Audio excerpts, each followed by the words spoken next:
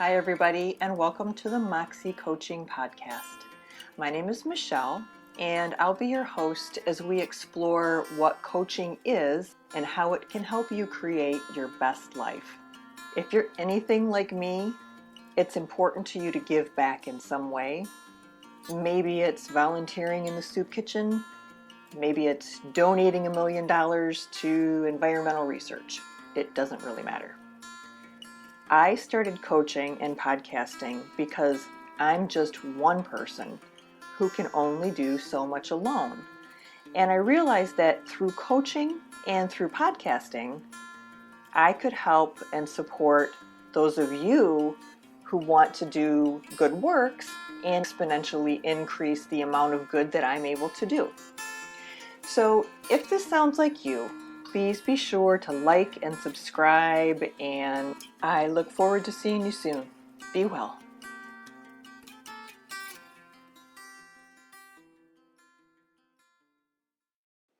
Hey everyone, welcome back to another episode of the Moxxie Coaching Podcast.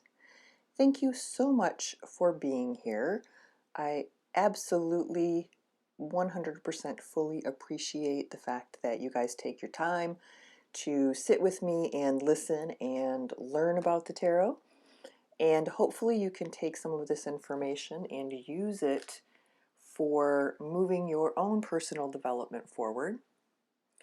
And it's always my hope that anybody that I'm able to help is also able to sort of pay it forward and do something for someone else. So just kind of in that kind of mood today. It is a Monday where I am.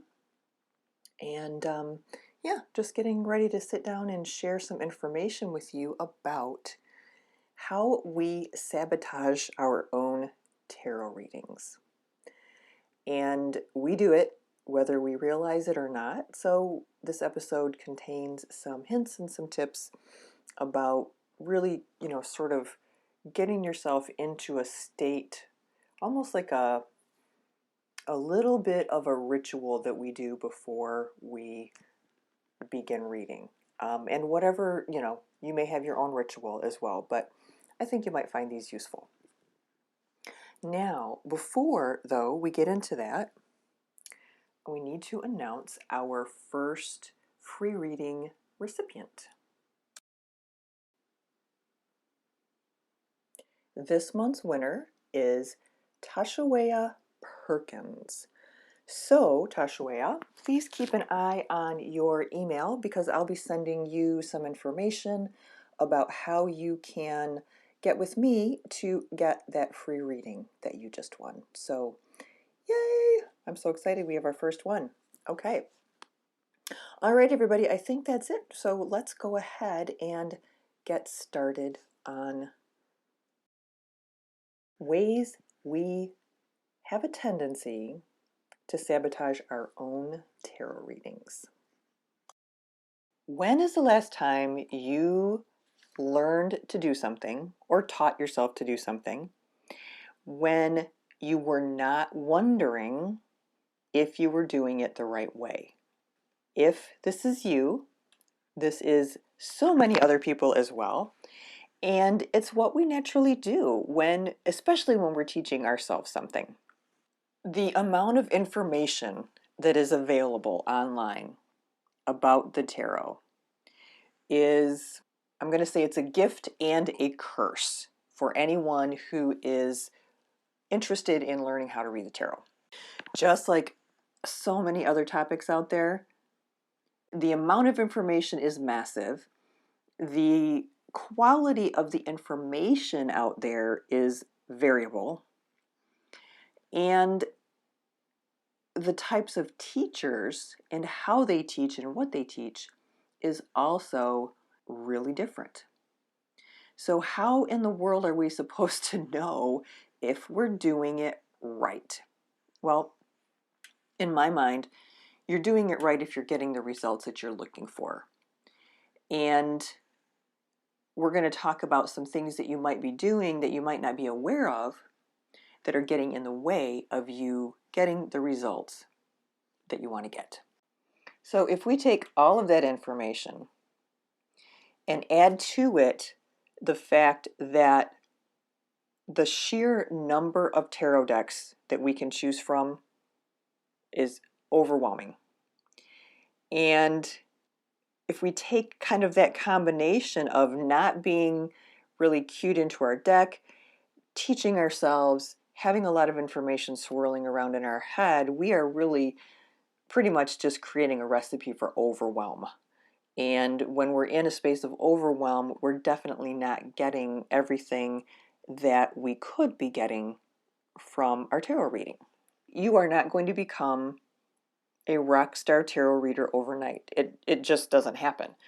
This is not an instant. I would never ever put out an article or a piece, how to read tarot in 10 hours or less, anything like that. Because in my mind, it really is a lifetime of learning, a lifetime of processing, a lifetime of honing our own interpretations of the cards and meshing kind of that interpretation of the cards with how our body feels when we see the cards, with the symbolism and all of the other minutia that's involved in the tarot.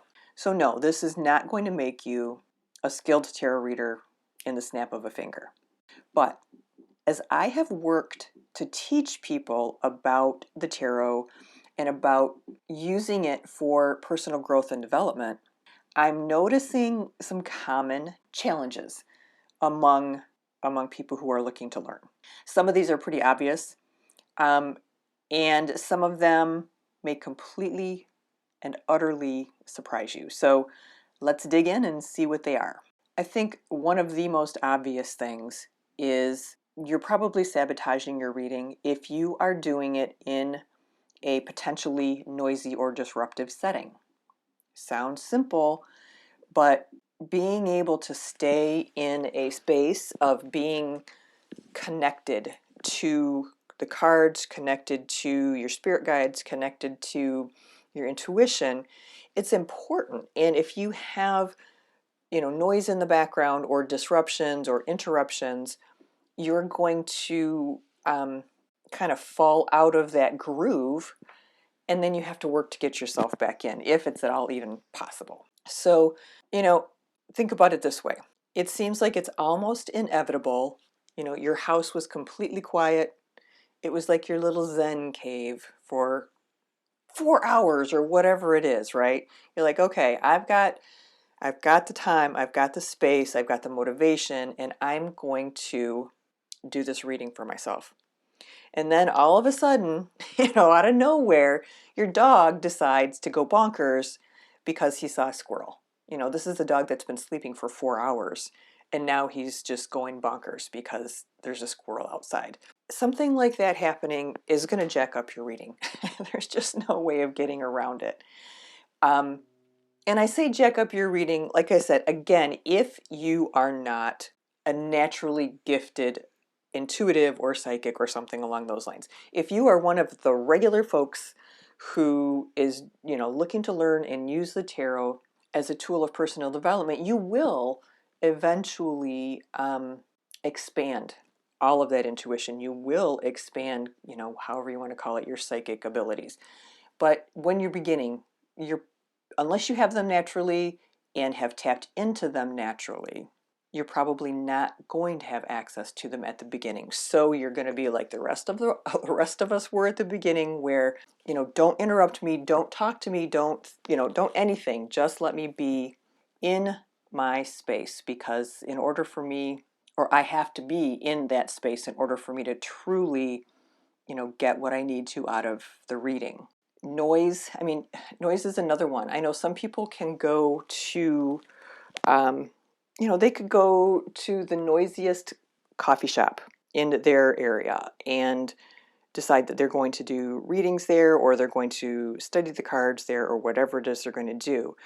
And they do just great, right? It's just an individual thing. I could never do that. I'm far too distracted by the shiny thing in the corner to stay in the space, the headspace that I need to stay in if I want to do a really high quality reading. So, if you are one of those people where, you were not the person who could study to music, you may not want to be doing, your tarot readings in a public place.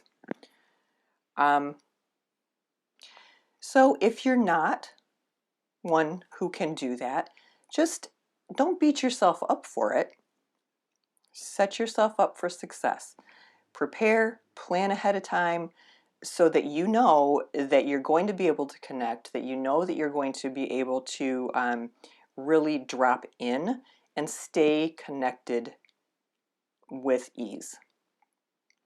Choose times where you know that you're going to be alone in the house for a couple hours. Give your dog a bone to chew on, something to keep your dog busy. If you are in your house with other people, let them know, hey, I'm doing a reading. I need you to not interrupt me until I let you know that it's okay, until I open the door or come tell you that I'm available again or whatever it is. Just tell people, hey, I'm not available. If you have children, if you, again, if you have pets and you have a partner, it's okay to ask them to be the one who's responsible for letting the dog out or, giving your little one her goldfish crackers because it's 3 o'clock and she's cranky. You do not have to be the one to do everything. So step away, take some time for yourself, and absolute worst case scenario, maybe you're a working mom or working dad, working person, and you're just freaking busy all the time. Well, there is nothing wrong with using the tarot on your lunch break. Get in your car, sit in the parking lot, go to a park, whatever, roll the windows down a little bit, get some fresh air, and in complete peace and solitude, do your tarot reading. All right, another thing that I think a lot of people fail to do, especially when they're getting started, because it feels like when you're getting started, there's so much to remember. Did I do this? Did I do that? What is my ritual around learning how to read the tarot? I'm sorry. I mean, what is my ritual around my tarot readings? What are the things, the steps that I go through to prepare myself? And one of those things that we sometimes forget is this concept of grounding and centering. And taking time to do these things can really improve our readings because, the grounding is sort of this process of consciously connecting to the energy of the earth. And that conscious connection brings us more into the moment and into the process of preparing for what it is we're going to be doing. So, it takes just a second, maybe 5 seconds, to sit quietly and visualize however you want. But I often will visualize literal tree roots, that my torso is a tree and the roots are extending from my torso out toward the earth, into the earth.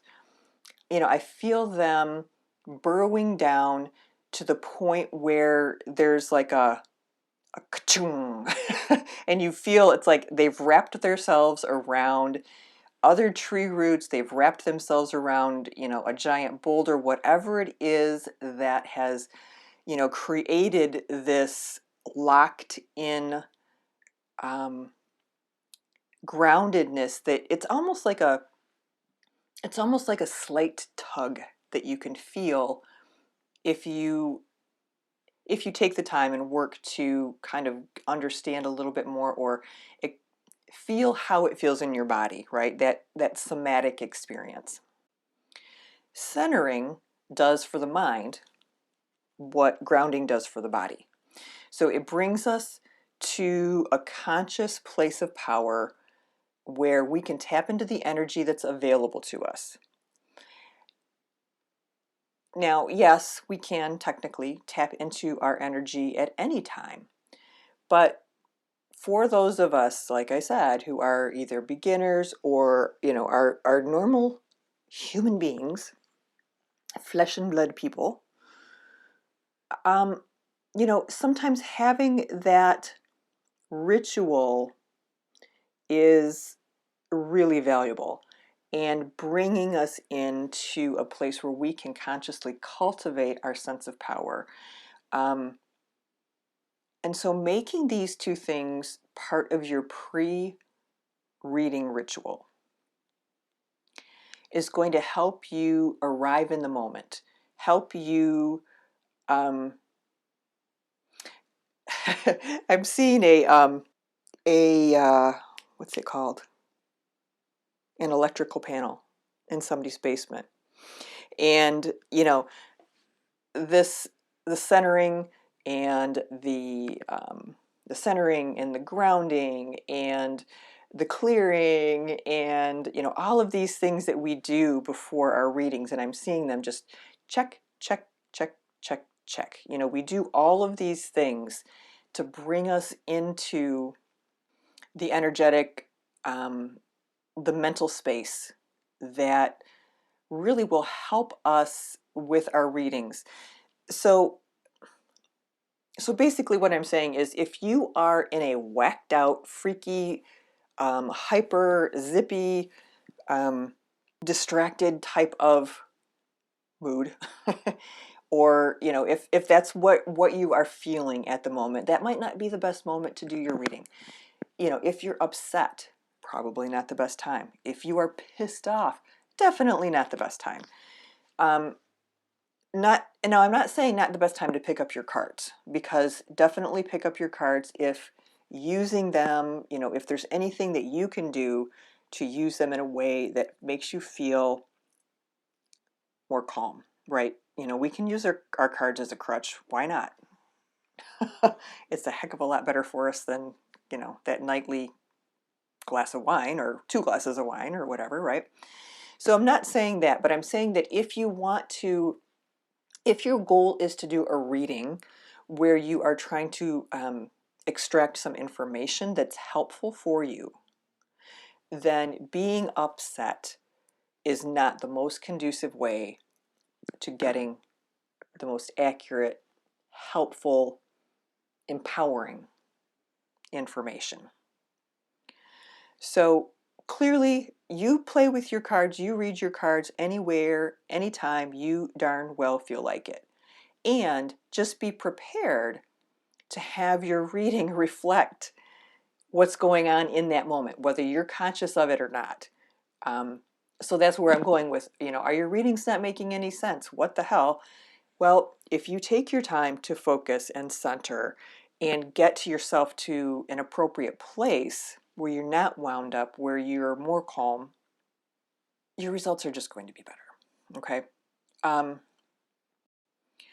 Most people get the best results when they're able to distance themselves from the visceral emotion, the tendency that we have as humans to operate from the place of our amygdala. We spend so much time in our day-to-day life just operating in this space of fight or flight. Is it good or is it bad? And the whole idea of bringing yourself into this space when you do a tarot reading is to get yourself out of that space in your head that is polarizing, right? It's either good or bad. It's fight or flight. No, let's get yourself out of that mode and into the mode of peace, calm, connectedness, openness, a feeling of self-love, a feeling of self-acceptance, and a sort of a vibe of, I'm doing this reading for myself because I'm worth it, because I deserve this, and because I am trying to improve X, Y, or Z. Okay? So again, the more you read the tarot, I think the more Now, the more I read the tarot, this is my personal experience.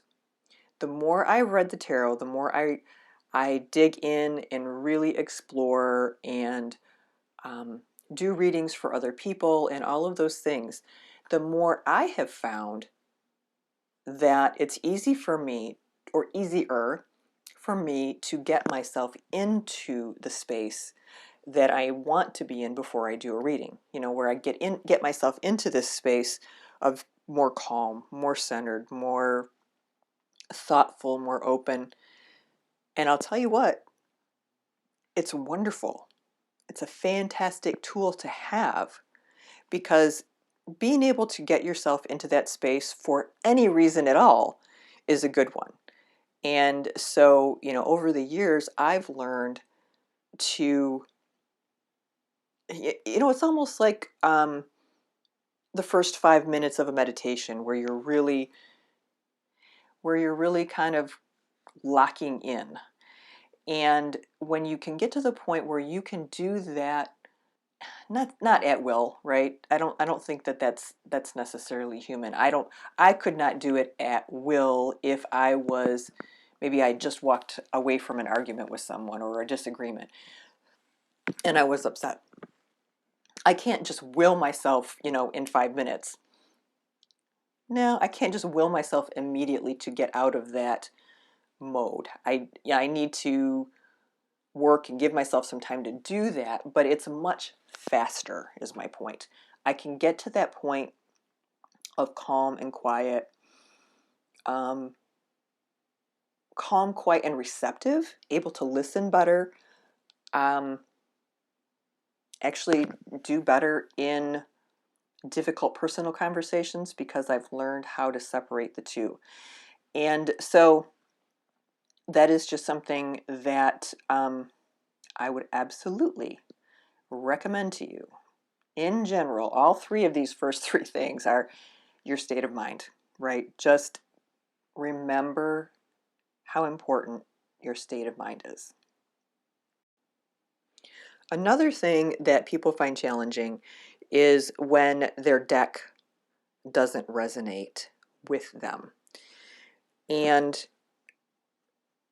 it's really important to find a deck or decks that feel good to you. So, you know, when you graduate from using your Rider-Smith-Waite deck and you go out and you get ready to choose your first deck, I mean, it's so fun. It's crazy fun, right? And you look at all of them and you're so overwhelmed, and there are so many absolutely gorgeous decks out there that now you're just a little bit overwhelmed, right? It's like, oh my gosh, I'm so excited. It's like when you get your license and your mom or your dad finally gives you the keys and you have everything you need, but you don't know where the heck you want to go. That's kind of that idea. Um, you know, there are literally thousands of decks. And my suggestion, especially as a beginner, is either to do your important readings with the Rider-Smith-Waite deck, because that's the deck that you probably learned on, and stick with that deck for most of your readings while you are working on establishing a relationship with another deck or a couple other decks. I suggest sticking with an iteration of the Rider-Smith-Waite deck for the first alternative that you buy. And again, that's because you're going to be familiar with the imagery, the suits, how the cards are laid out. There are a lot of similarities. Now, within that, there's a range, right? There are some cards that you can choose. You know, I have a couple decks that are very clearly Rider-Smith-Waite knockoffs, not knockoffs, alternatives. And then I've got a couple that are marketed that way, but you have to look a little bit harder to find the connection. So my whole point being, that it's important to find a deck that resonates. And there are so many decks that it may take you a while to get to that point. You kind of need to work with the deck for a while before you know if it's going to be something that works well for you. And unfortunately, we can't borrow decks from, that's a good idea, borrow decks from the library. And try them out for a little while. See how they feel. See what comes up for us when we use those decks. So what I recommend you do in kind of that realm is, first of all, don't give up. Second of all, take your time. It can get expensive if you're buying new decks every couple weeks. So what I recommend you do is you check out your local bookstores, you check out your local resale shops, you check out websites. I know even Amazon sells used tarot cards. So if there's a deck that you are really interested in that just seems like it clicks with you, but you're not prepared to go spend $40 for the new deck, that's a good way to give it a shot. And then if for some reason, you want the sparkly new cards, then go ahead and get them later once you know that they're a good investment and you've spent $10 on this other deck that you're just playing with and seeing how it feels. So yeah, when you find this deck, okay, you're probably going to know pretty quickly. You're going to notice that your readings start to flow better. Your interpretations of the cards come to you more naturally just through looking in that kind of mental psychic connection that flows between you and this deck that resonates with you. It's going to give you more confidence in the accuracy of your readings. It's just absolutely worth taking the time to do. It's like your favorite pair of jeans, and you get that favorite pair, excuse me, and they make your butt look good, even though your butt isn't all that great. They make this look good or that look good, or they hide this or they do that, and they just make you feel good. And they make you feel more confident. And that's, kind of the same thing with the tarot cards. You'll get this pair or a couple decks, not pair, that you just go back to over and over and over again. So if it is an important reading, make sure that you're grabbing a deck that feels good to you, that you've had success with in the past, and that that just feels good to you. The last thing is, there's three things in one here, and they're all really very much related.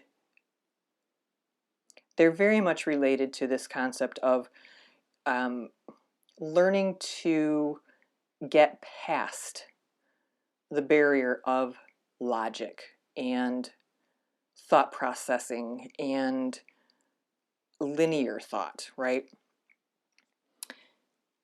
When we're learning how to read the tarot, there's so much to learn. And excuse me, depends how you're learning it, but a lot of people will just take the time and card after card after card, rote memorization, doing all the things that they need to remember to begin reading the tarot. And you've got the card meaning, you have the symbolism in the card, you've got archetypes for the card, you have questions you can ask yourself, you have keywords, so many different wonderful tools and tips and things that we can put in our toolbox that help us remember. But we don't want to be so incredibly dependent on our logical mind that we're not giving our it's not illogical, our what, our less logical, the part of our brain that's tapped into things that we don't recognize that it's tapped into, okay? And so what happens is we're doing these readings, and our brain, because this is how we work, our brain's like a computer, and it's retrieving information from all of these little nooks and crannies, and it brings this information back to us and brings it into our consciousness, and then we process it and we use it in whatever way we need to use it. You know, we see a card, immediately we've got keywords and archetypes that are popping into our head. All of the, the traditional card meaning floods in, and then we find ourselves, sitting sometimes in this soup of metaphor and interpretation and logic and memory and so instead of recognizing how that card hits us intuitively, we end up kind of stuck in our head and in our bodies where we're feeling anxious or confused or frustrated. And so instead of feeling how the card makes us feel in our physical body and in our intuitive body, which is what we should be doing, we tend to just jump right into the logic. We jump into what other people have told us, what we believe to be true, all of those things. And so it's really important to learn to balance your learned knowledge of the tarot with your intuitive gifts, with what Spirit's telling you, with your ability and your willingness to open yourself up to what is potentially coming through for you in the tarot. And when you're in your head, when you're in that logical space, it's more challenging for those intuitive insights to drop in. Think about it this way. I'm doing a reading, and this is a reading that is all about my new business. And I want to know if this new business is going to thrive, what I need to do to move it in the direction that it needs to go, where I might have some potential blocks of my own that I'm not seeing that I need to work through to get this accomplished. And I pull, I don't know, let's say I pull the Five of Cups. The Rider-Smith-Waite deck, the Five of Cups, is someone standing in a cloak with their head down, looking despondent. They're looking at their feet. There are 3 cups at their feet, and all of the liquid has spilled out of those cups. There are 2 cups behind him that are full. And this card is about loss. It's about hope after loss. It's about recognizing that we may have more at our disposal, more resources than we realize. Keywords are sadness, loss, confusion. And this card is coming up in relationship to my work, my new business, right? And so when I start to really lock in, trying to, almost like you're trying to manufacture a meaning that isn't there based on all of the logical things that right? It doesn't work as well. You're blocked, or you are limited by whatever is coming through for you in your logical mind. When we're in a place of logic, it's much more difficult for intuition to wind its way or push its way through that. So while I definitely am a proponent of learning the card meanings by rote, because it gives you such a much more rich tarot experience. However, I have come to recognize and embrace, after quite a while, the nebulous nature of the tarot. You have to be able, willing, and open to interpreting a card, turning it around, turning it over in your mind, looking at the image, and feeling into what it is trying to tell you. So yes, you're using the logic, but more than the logic, you're using how it feels in your body. You're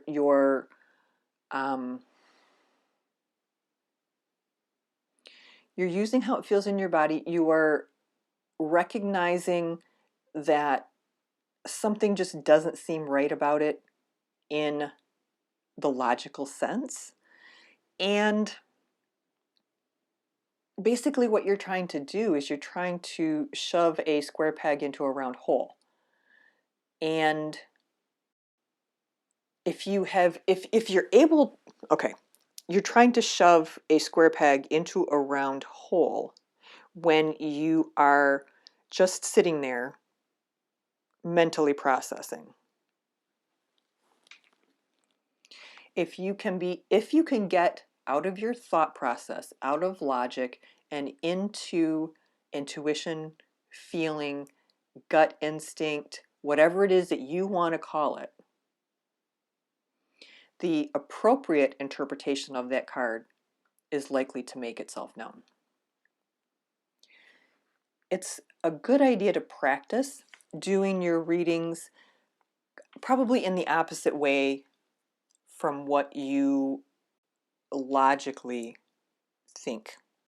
And this is basically what I'm suggesting, is that you, rather than draw a card, engage your logical mind in what that card means and start processing what this card means in relationship to the card next to it, and blah blah blah blah blah, that you just look at the cards, all of the cards in your spread, and feel what you're feeling from the reading.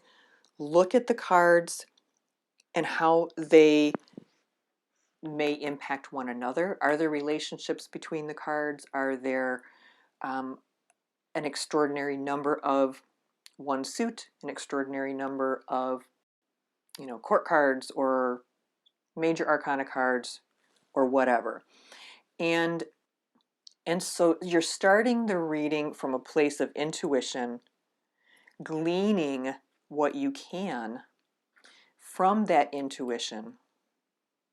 I would suggest writing it down, because as soon as you open up the gates to your logical mind, there's a possibility that whatever's in your intuition is just going to get plowed over by, your brain being so focused on the facts. So write it down and then go back. If you're still not satisfied, if you still feel like you haven't gotten the depth of the reading that you want, then go back and think about things logically. Go back and look at the book if you want. Bring in alternative suggestions for the card meaning from wherever you want. But the primary and initial focus should be on your initial instinct, your initial gut feeling of how these cards are impacting you based on the situation. And as you continue your tarot journey, you're going to find that you will use the book less and less. You will find yourself stepping back and, mentally ticking off things on the card that are going to help you logically figure it out, right? It's like, okay, well, this is a cup, so it means that, and it's a 5, so it means that. You're going to get to the point where all of this massive amount of information really does just sort of not homogenize, but because it doesn't all become the same, but where all of this, it it becomes an amazing toolbox that you don't have to think about, right? It becomes just a second nature thing where you see the cards, you understand the meaning, and you just start talking, and boom, your reading makes a whole lot more sense. So to summarize, basically what we're talking about: avoid sabotaging your own reading by making sure you're managing your setting, you're making sure you're managing the level of interruptions, you're making sure you have the physical space and the personal space managed ahead of time as much as possible. Remember to ground and center, and take more time doing this than you think you need to, because you might find that will allow you to drop into a place that you didn't know you could drop into yet. So sometimes just sit a few more minutes beyond what you have decided you're going to do and watch how that grows and develops. Remember, mental state, don't be upset, don't be wound up. If you are, take some space, take some time, calm yourself down before you grab the cards again. Find a deck that resonates with you, that feels good to you in your body, not just a deck that's beautiful, because I've done that before. As someone who's into art, I have a tendency to choose a deck just because I find it aesthetically pleasing, and honest to goodness, that is not always the best deck, so keep that in mind. And then lastly, just do your best to keep your logical mind in its rightful place during the reading. Set it aside until you're ready. Set it aside until you've had a chance to look at everything from an emotional and an intuitive level, and then bring your didactic knowledge in. All right, I hope that that's helpful. I will let you know that there are days, and I've been reading for years, there are days though when I sit down and it's just like pulling teeth. I can't connect for whatever reason, and inevitably, if I do a reading on a day like that, it's not usually a very good one. Meaning, it's not as deep, it's not as rich, it's not as insightful as it could be if I had been able to really, lock in to that mental space that I want to lock into. So you are not the only one. This is a process, and it is a lot of work, and it's incredibly rewarding. So keep it up, keep trying, and let me know if you have any questions. If there's anything I can do for you, send them my way.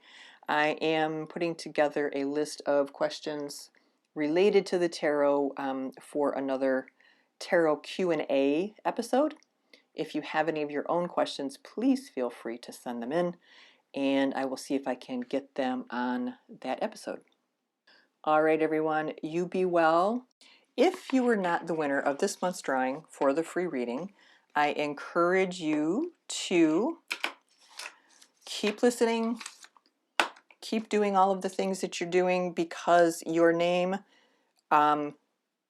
is still in the running. The name is picked from a list of all of our subscribers, and what am I trying to say? You will be on the list until you decide to unsubscribe, which means that every month, if you have subscribed to Moxxie, every month you will be eligible for the drawing for the free reading. Okay, so that's the deal. I hope you all have a fantastic week. I really, truly hope that it is better, nicer where you are. I'm in Michigan, and it was 18 yesterday morning when we woke up on March 28th. So sending you hopefully some sunshine and some happy vibes and all of those good things. And I will look forward to talking to you next week. Take care.